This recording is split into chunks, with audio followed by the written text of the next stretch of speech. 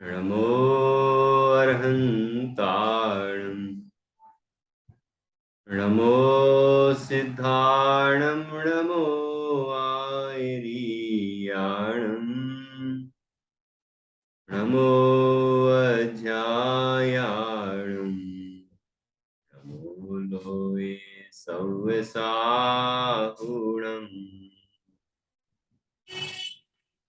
मंगलम भगवान वीरो मंगलम गौतमो गणी मंगलम कुंद कुंदाद्यो जैन धर्मो सुमंगलम सर्वमंगल मांगल्यम सर्वकल्याणकारकम प्रधानम सर्वधर्माणां जैनं जयतु शासनम् जैनं जयतु शासनम् इन्दसद्वन्द्याणं त्रिभुवनहितमधुरविशदवक्ताणम् अन्तातीतगुणाणं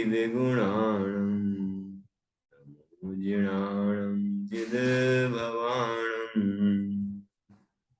सहजानंद चैतन्य प्रकाशाय महीयसे नमो अनेकांत विश्रांत महिम्ने परमात्मने दुर्निवारणायानीक विरोध ध्वंसनौषधि यात्कार जीविता जिया जैनी सिद्धांत पद्धति स्वसंवेदन सिद्धाय जिनाय परमात्मने शुद्ध जीवास्तिकायाय नित्यानंद चिदे नमः।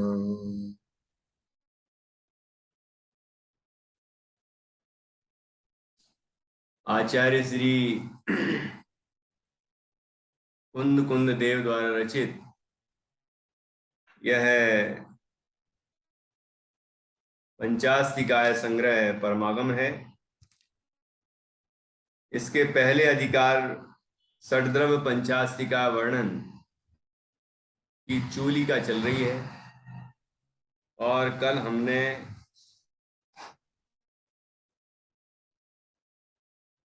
छह द्रव्यों और 5 अस्तिकायों में से मूर्त और अमूर्त, चेतन और अचेतन का विभाग किया था 97 नंबर की गाथा के आधार से। अब इसके आगे बढ़ेंगे।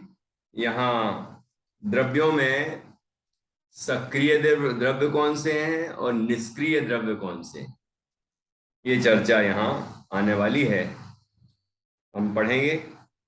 उसके पूर्व कुछ इस प्रकरण में प्रश्न हैं, वो उस पर भी चर्चा करेंगे। यहाँ आकाश द्रव्य के लोकाकाश और अलोकाकाश ये 2 विभाग किए गए। तो क्या ये 2 हो गए? आकाश द्रव्य 2 हो गए क्या? विभाग किया गया तो 2 हो गए क्या? नहीं, वो तो एक ही है, एक ही रह सकते नहीं है, एक ही हैं। फिर 2 क्यों किए? लोकाकाश और अलोकाकाश 2 करने की क्या जरूरत है? एक ही रहने देते। एक अखंड आकाश तो एक ही है, अखंड आकाश। तो 2 फिर क्यों कहते हैं कि जीवादि द्रव्य जहां जहां तक दिखाई दें उतने आकाश क्षेत्र को कहते हैं लोकाकाश, और उसके आगे जो अनंत आलोक है उसको कहते हैं अलोकाकाश। अब यदि ऐसा सोचा जाए कि ये लोकाकाश अलोकाकाश का भेद किया ही क्यों है?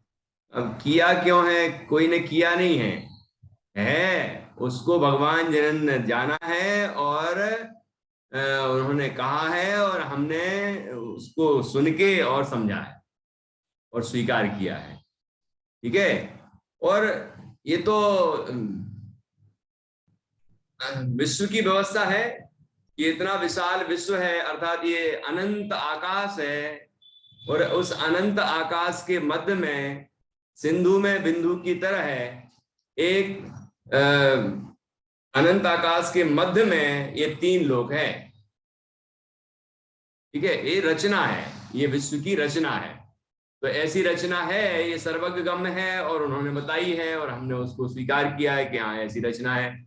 और रचना होने में कोई क्यों और कैसे का प्रश्न नहीं हो सकता। रचना किसी ने की होती तो हम पूछते कि क्यों की, क्या जरूरत पड़ी, लोकाकाश ही बना लेते हैं, 3 लोक ही बना लेते, बस बहुत था। आलोक की क्या जरूरत है, आलोक में कोई जाता ही नहीं है, आलोक का हमारे से क्या संबंध है।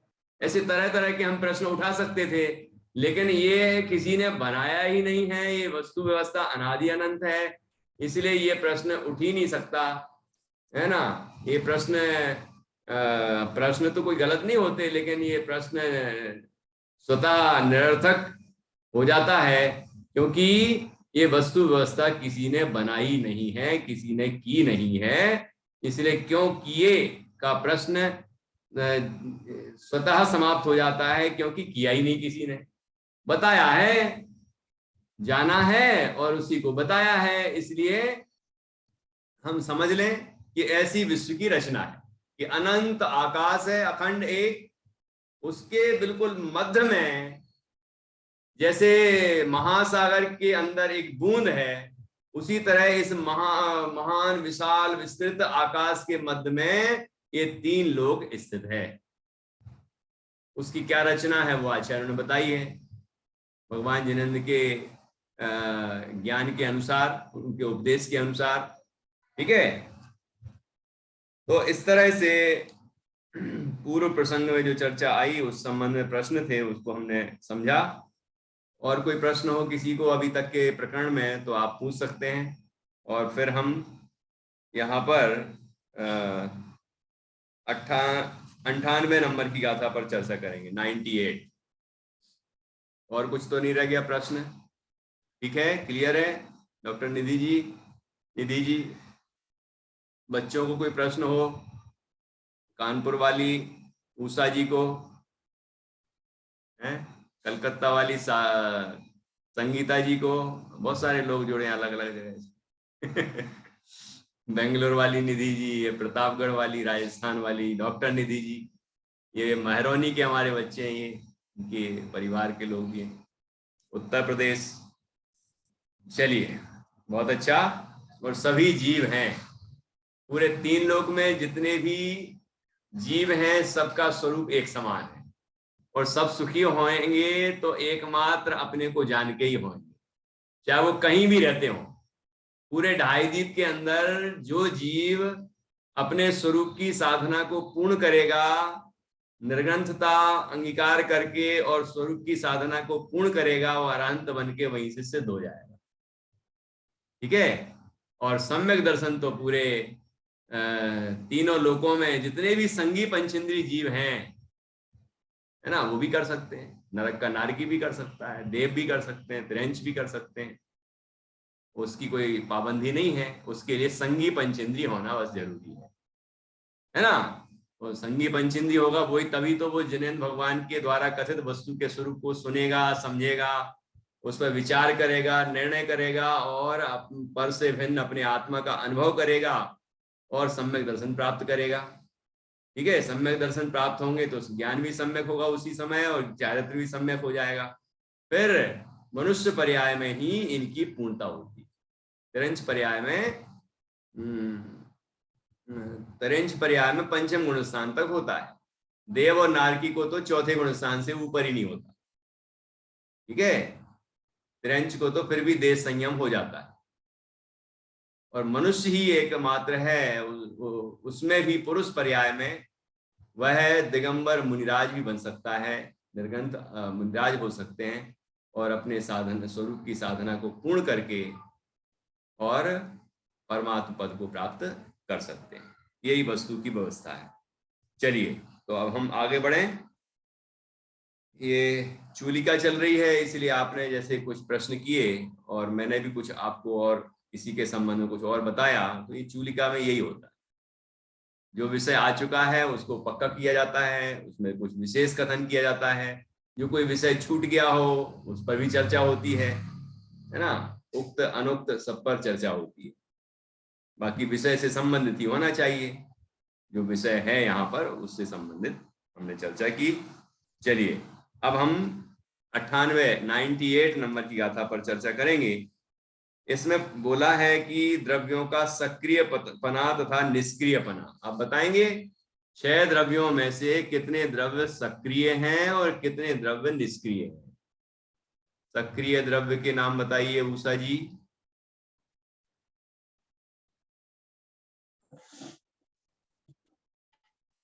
जी, जो जीव द्रव्य और पुद्गल द्रव्य सक्रिय हैं। हाँ हाँ, और निष्क्रिय 4 द्रव्य।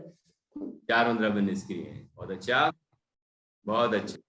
तो सक्रिय हैं का अर्थ क्या है निधि जी?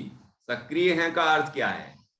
क्रियावती शक्ति पाई जाती है, और अगर प्रैक्टिकल उसमें देखें तो इनमें हलचल, मतलब इनमें कुछ चेंजेस होते रहते हैं। देखिए ऐसे तो 6 द्रव्यों में पर्याय बदलती हैं। हाँ हाँ हाँ, है ना। वो पूर्व पर्याय का विनाश, मतलब वर्तमान पर्याय का विनाश होगा और उत्पत्ति होगी। विभाव व्यंजन पूर्व पर्याय पर्याय का नाश होगा ये, और मूल स्वरूप से ध्रुव रहेंगी। ये बात तो सबके संबंध में कही, तो वो उनमें परिवर्तन होगा, वो तो पर्याय बदलेगी, वो तो सब में होना है, द्रव्यत्व गुण सब में है। ठीक है, लेकिन यहाँ क्या है, क्रिया सक्रिय का अर्थ विभाव व्यंजन पर्याय। कैसी क्रिया? नहीं नहीं नहीं नहीं, क्रिया कैसी होगी कि चलने और रुकने, चलते चलन, हलन चलन वाली क्रिया होगी, एक्टिविटीज। हाँ। तो वो एक स्थान से दूसरे स्थान पर चलेंगे और चलते रुकेंगे। ये सक्रियता कितने द्रव्यों में है? 2 द्रव्यों में है। ठीक है, जीव और पुद्गल, और बाकी सब निष्क्रिय हैं, क्योंकि जहां हैं वो अनादि अनंत तो वहीं रहते हैं। धर्म द्रव्य, अधर्म द्रव्य, आकाश द्रव्य और काल द्रव्य, ठीक है, वो निष्क्रिय हैं। अब हम गाथा पढ़ेंगे और उसमें से कुछ विशेष इस विषय के संबंध में जानेंगे।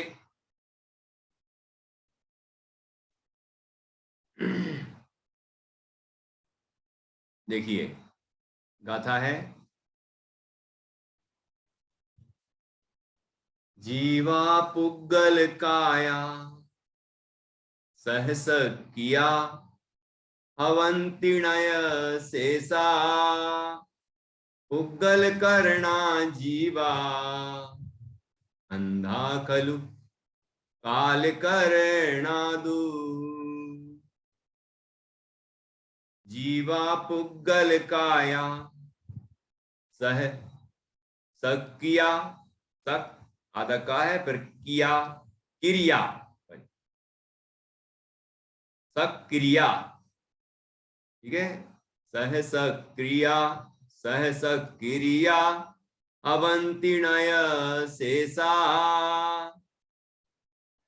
पुग्गल कर्णा जीवा, पुग्गल कर्णा जीवा अंधा खलु काल कर्णादु, अंधा खलु काल कर्णादु। क्या अर्थ होगा? बहुत सरल है। जीवा अर्थात जीव, ये बहुवचन है, विश्व के सभी जीव, अनंत जीव। पुग्गल काया और पुद्गल काय, ये काय शब्द क्यों जोड़ रहे हैं? यहाँ स्कंद की अपेक्षा है, स्कंद है, बहुप्रदेशी द्रव्य है, अस्तिकाय भी है वो, है ना। बाकी परमाणु भी सक्रिय है, ऐसा नहीं समझना अकेले स्कंद की बात है, लेकिन अस्तिकाय भी है, वो बहुप्रदेशी द्रव्य भी है ना। तो पुग्गल काया सह सक्रिया, ये सब सक्रिय हैं। ये जो 2 द्रव्य हैं, मूल रूप से 2 और संख्या की अपेक्षा अनंत, जीव अनंत, पुद्गल उससे भी अनंत अनंत, गुणे अनंत अनंत, तो ये सब सक्रिय हवंती होते हैं। णय शेषा, शेषा ण हवंती, शेष नहीं होते। मतलब शेष जो द्रव्य बचे, धर्म द्रव्य, अधर्म द्रव्य, आकाश द्रव्य और काल द्रव्य, ये सक्रिय नहीं होते, अर्थात निष्क्रिय होते हैं। पुग्गल कर्णा जीवा, पुग्गल कर्णा, पुद्गल वो करण है, कारण है ना, और जीवा, जीव, पुग्गल कर्णा, पुग्गल करण वाले, पुद्गल करण वाले, और खंधा, स्कंध अर्थात पुद्गल तो काल करण वाले हैं। जीव पुद्गल करण वाले और स्कंध अर्थात पुद्गल तो काल करण वाले हैं। यहां पर जो आया है विषय, अभी टीका में स्पष्ट होगा। पुग्गल कर्णा जीवा, जीव पुद्गल करण वाले हैं, और खंधा, खंधा अर्थात स्कंध, पुद्गल स्कंध, फलु मतलब अर्थात वास्तव में काल कर्णादु, काल करण वाले। अब दोनों के कर्ण यहां पर बताए हैं, तो आगे अपन समझेंगे। देखिए अन्वयार्थ पहले।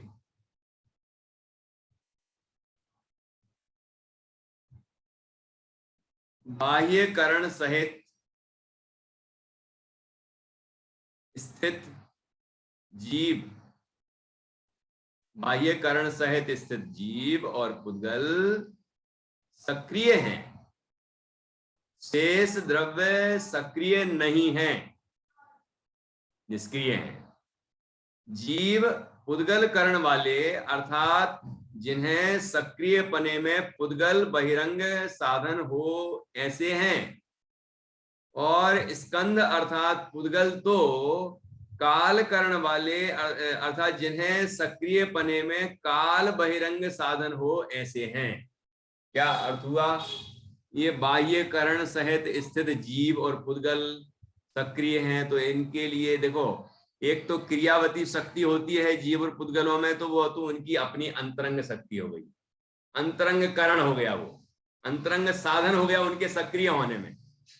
लेकिन बहिरंग करण सहित स्थित, तो ये बहिरंग करण कौन सा है कि जब जीव और पुद्गल गति करते हैं तो उनके लिए बहिरंग करण होगा, अर्थात साधन होगा, कारण होगा, निमित्त होगा धर्म द्रव्य, और जब वो स्थिति गतिपूर्वक स्थिति करेंगे तो उसके लिए कारण होगा कौन? अधर्म द्रव्य। ठीक है ना? तो इस तरह पुद्गल पुद्गल बाह्य कारण सहित स्थित जीव और पुद्गल सक्रिय हैं। ठीक, बाहर के निमित्त भी बता दिए और अंतरंग की शक्ति भी बता दी।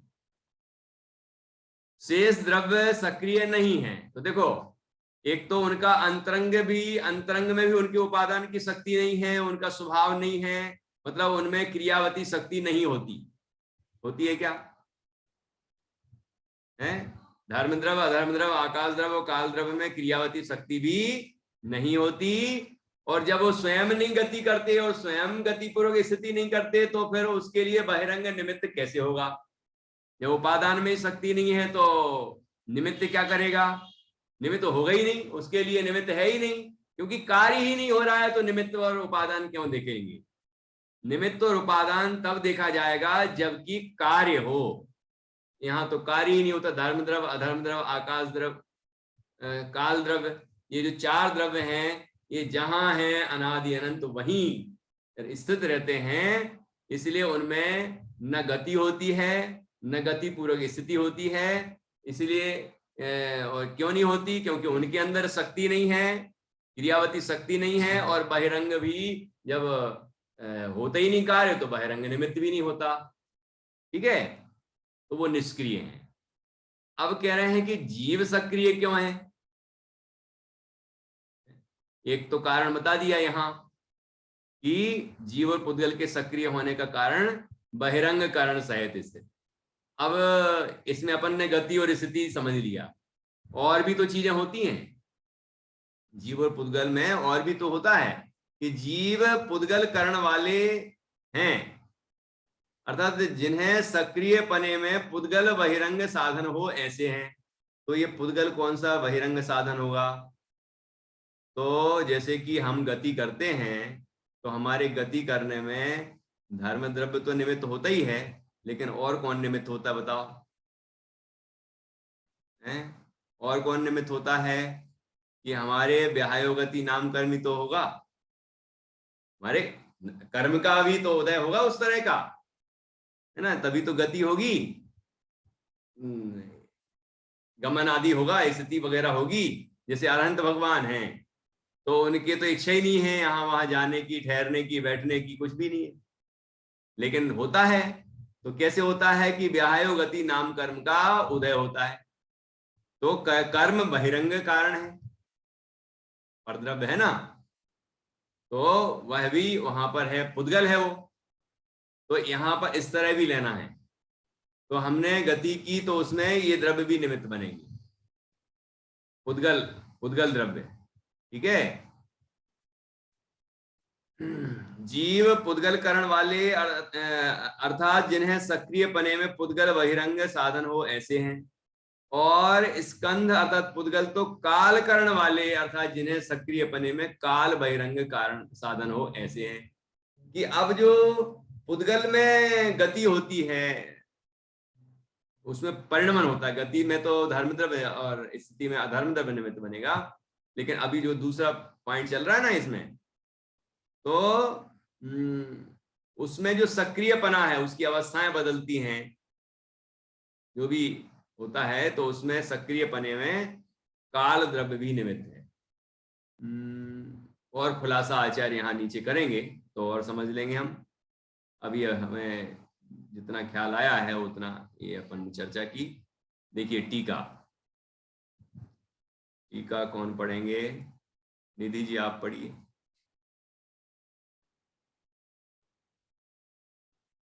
जी भैया, यहाँ द्रव्यों का सक्रिय निष्क्रियपना कहा गया है प्रदेशांतर प्राप्ति का हेतु, यानी अन्य प्रदेश की प्राप्ति का कारण। कर लो।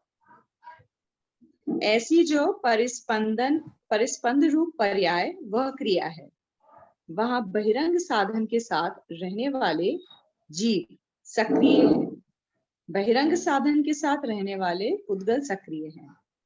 आकाश निष्क्रिय है, धर्म निष्क्रिय है, अधर्म निष्क्रिय है, काल निष्क्रिय है।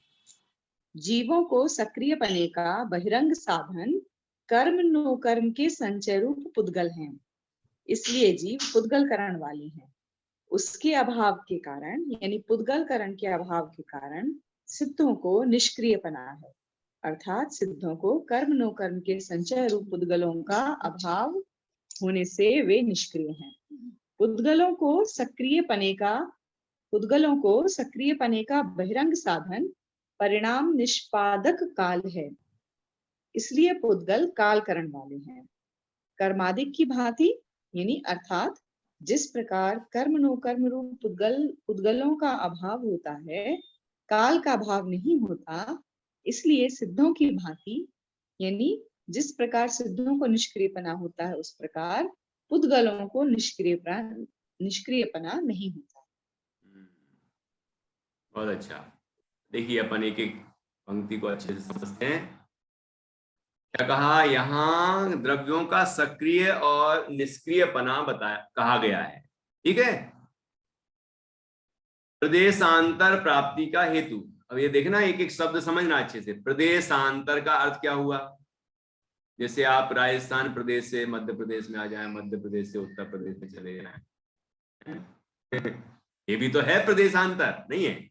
वो नाम है, अब राजस्थान प्रदेश तो नाम नहीं है लेकिन प्रदेश है वो। अभी यहाँ पर बात है कि जो आकाश के प्रदेश हैं उसमें एक क्षेत्र से दूसरे क्षेत्र में चला गया, एक परमाणु एक प्रदेश से, आकाश के एक प्रदेश से दूसरे प्रदेश पर आया, है ना। ऐसे जीव एक यहाँ स्थित है, यहां से कहीं और चला गया, ठीक है। तो ये जो क्षेत्र से क्षेत्रांतर हुआ, प्रदेश से प्रदेशांतर हुआ, तो प्रदेशांतर, प्रदेशांतर मतलब दूसरे प्रदेश, अंतर मतलब दूसरा।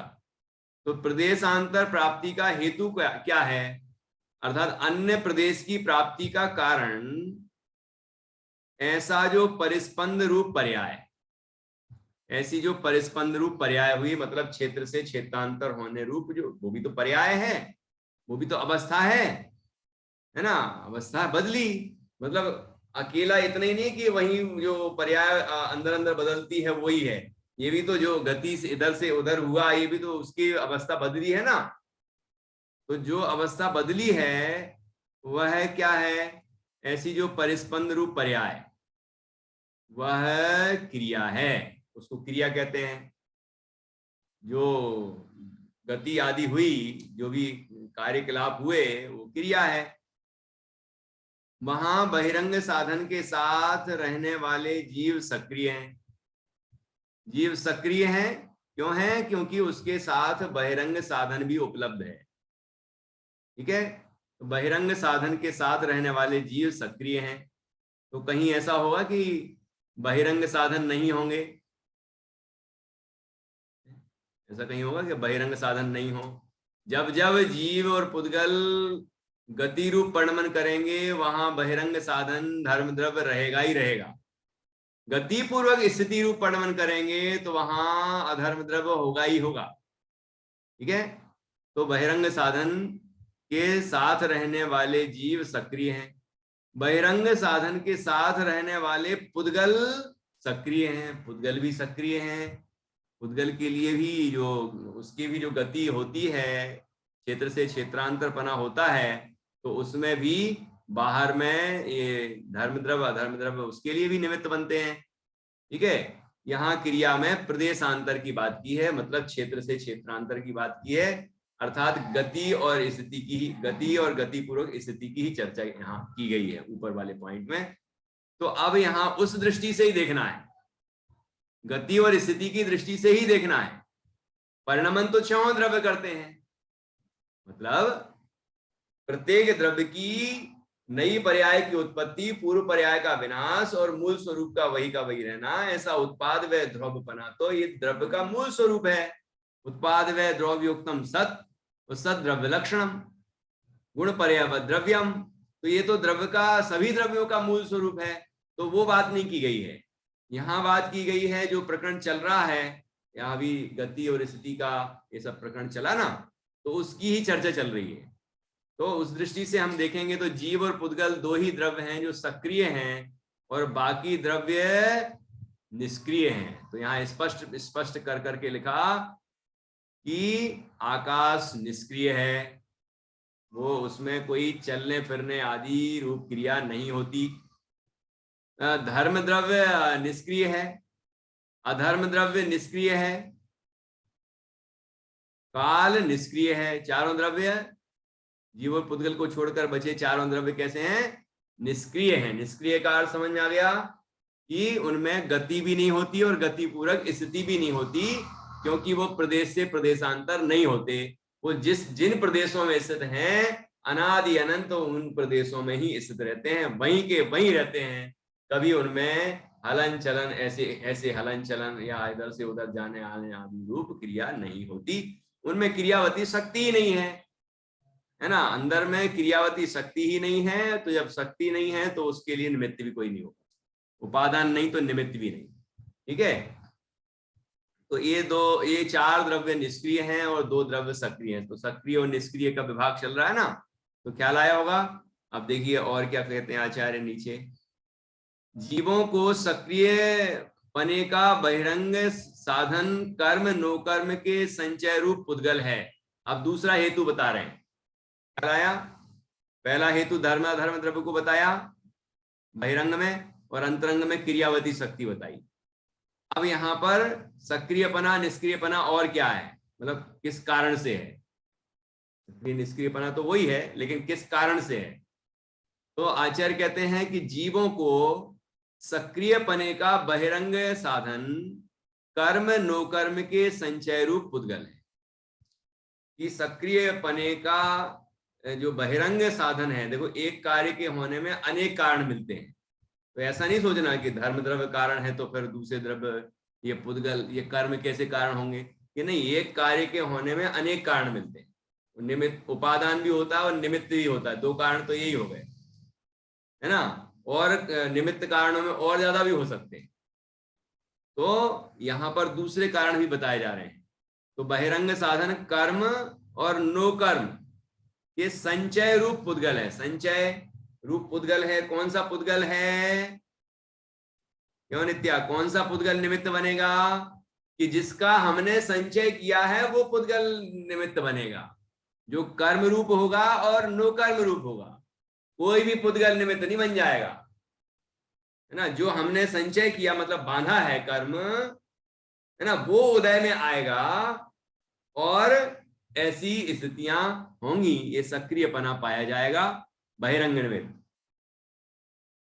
इसलिए जीव पुद्गल कर्ण वाले हैं। पुद्गल कर्ण का अर्थ समझ में आ गया होगा अब तो, कि पुद्गल है कर्ण अर्थात साधन अथवा निमित्त, जिसमें ऐसे जीव का जो सक्रियपना है वह पुद्गल कर्ण जानना चाहिए। जीव के सक्रियपने में पुद्गल कर्म और नो कर्म निमित्त हैं, बहिरंग साधन है ना। इसीलिए जीवों को पुद्गल कर्ण वाले कहा गया है। ठीक, उसके अभाव के कारण, पुद्गल कर्ण के अभाव के कारण, जिनके पुद्गल कर्ण का अभाव है, मतलब कर्म और नो कर्म का अभाव है, उनका क्या, उन सिद्धों को निष्क्रियपना है। भगवान सिद्ध जहां विराजमान हैं, सादी अनंत काल वहीं विराजमान रहते हैं, कभी भी क्षेत्र से क्षेत्रांतर नहीं होते। होते हैं क्या, क्यों नहीं होते, क्योंकि उनको कर्म और नो कर्म रूप बहिरंग साधन नहीं है। ठीक है। अब आप कहेंगे कि धर्म द्रव्य अधर्म द्रव्य तो है विश्व में, तो गति कर ले, कि नहीं, जब जीव निष्कर्म होता है, कर्म बंधन से मुक्त होता है, तो ऊर्ध्व गमन करके और लोक के अग्रभाग में जाके विराजमान हो जाता है। ये वस्तु का स्वरूप है, ये विश्व व्यवस्था है। इसलिए ये तो नहीं कह सकते हम कि वहां दूसरे धर्म द्रव्य अधर्म द्रव्य विराजमान है तो गति और स्थिति होना चाहिए, ऐसा कुछ नहीं है। गति हो गई ना, एक समय में गति हुई, अरहंत शरीर छूटा और सिद्ध अवस्था प्रकट हुई, सिद्धालय में विराजमान हो गए और वहां पर रुक गए, गति पूर्वक स्थिति भी हुई, तो अधर्म द्रव्य भी निमित्त बन गया। अब वहां से हलन चलन हो ही नहीं सकता। क्यों नहीं हो सकता, कि हमारे क्यों होता था, ये बता, हमारे जो हलन चलन हो रहा है ये क्यों होता था। हम लोग इधर से उधर जाते आते हैं, तो हम क्यों जाते आते हैं, हम जो बोल रहे हैं तो ये जो हो रहा है, हाथ चल रहे हैं, होंठ चल रहे हैं, ये सब जो हो रहा है, ये इसमें कौन निमित्त है, तो इसमें कर्म और नो कर्म निमित्त है।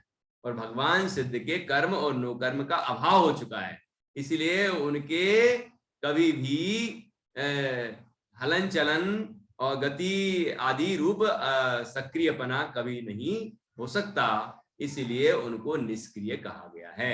उनकी भी तो अवस्थाएं निरंतर बदलती हैं, तो यहाँ पर उस क्रिया की बात नहीं की गई है, यहाँ हलन चलन आदि चलने फिरने आदि रूप क्रिया की बात की गई है, तो वही हमें समझना चाहिए। ठीक है, तो देखिए, अर्थात सिद्धों को कर्म नो कर्म के संचय रूप पुद्गलों का अभाव होने से वे निष्क्रिय हैं। ठीक है, चलिए, इस संबंध में कोई प्रश्न हो तो बोलिए। फिर पुद्गल की तो मतलब इसका ये है कि सिद्धों को अर्थ क्रिया कारित्व तो होता है, शक्ति तो है उनके, क्रियावती शक्ति, लेकिन उनके क्योंकि कर्म नो कर्म का अभाव हो गया, मतलब विहयोगति वगैरह का अभाव हो गया, इसलिए उनके हलन चलन नहीं होता है। शक्ति तो अभी अर्थ क्रिया बोला है, उसका मतलब क्या है? नहीं, ये मेरा प्रश्न है कि जो मैंने सोचा है ये सही अलग चीज है, अर्थ क्रिया अलग चीज है, वो तो स्वाभाविक क्रिया है, तो वो तो हो ही रहा है, अवस्थाएं निरंतर बदल रही हैं, वो तो सब द्रव्य में होता ही है, उसका निषेध नहीं है। आपको अकेली बोलना चाहिए क्रियावती शक्ति है उनके। अच्छा, क्रियावती शक्ति है उनके भी है। अच्छा ना, और ये जो शब्द बोल दिया अर्थ क्रिया अर्थ क्रिया कारित्व ये वस्तुत्व गुण के कारण सभी द्रव्यों में अर्थ क्रिया कारित्व होता है, स्वाभाविक क्रिया होती है ना। तो वो तो सभी द्रव्यों में होती है, और वो उनके स्वभाव रूप परिणमन है, कोई ऐसे हलने चलने रूप क्रिया थोड़ी है। वो हलने चलने रूप क्रिया थोड़ी है।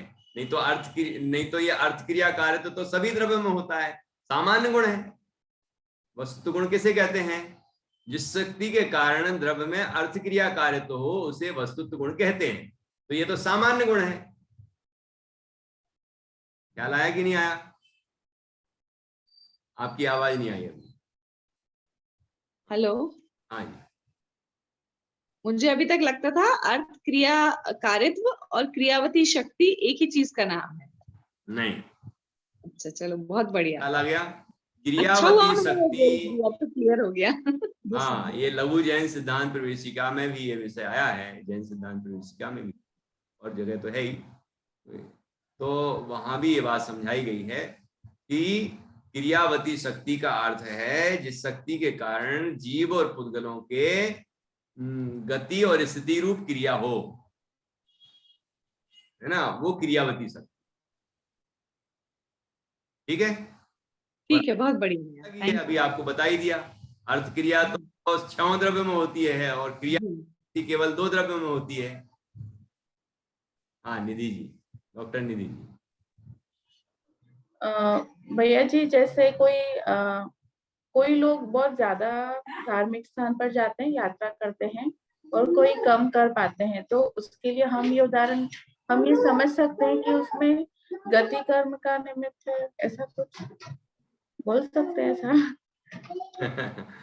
हाँ, तो मतलब है कि उस संबंधी चलने फिरने आदि संबंधी उसके कर्म का उदय भी नहीं है ना। कर्म का उदय भी वैसा नहीं है, और वैसे भाव नहीं हो रहे तो उस तरह के वो वाले कर्म का उदय भी नहीं है, मोहिनी आदि, या मोहिनी कर्म का मंद उदय हो तो शुभ भाव हो तीर्थ यात्रा आदि के, तो वो भी नहीं हो रहे होंगे, तभी तो नहीं कर रहा। या कई बार होता है कि भाव तो हो रहे हैं लेकिन नहीं जाता, तो नहीं गया तो उसमें जाने आने संबंधी जो कर्म है उसका उदय उसके नहीं है, इसलिए नहीं आ रहा है। जो जिस जीव को जिस जगह जाने का कर्म का उदय होता है वहां चला जाता है कि नहीं। तो इसीलिए तो चार अनादि से जीव संसार में यहाँ वहां घूम रहा है और पंच परावर्तन कर रहा है, क्षेत्र परावर्तन कर रहा है। ठीक है ना। चलिए, और कुछ?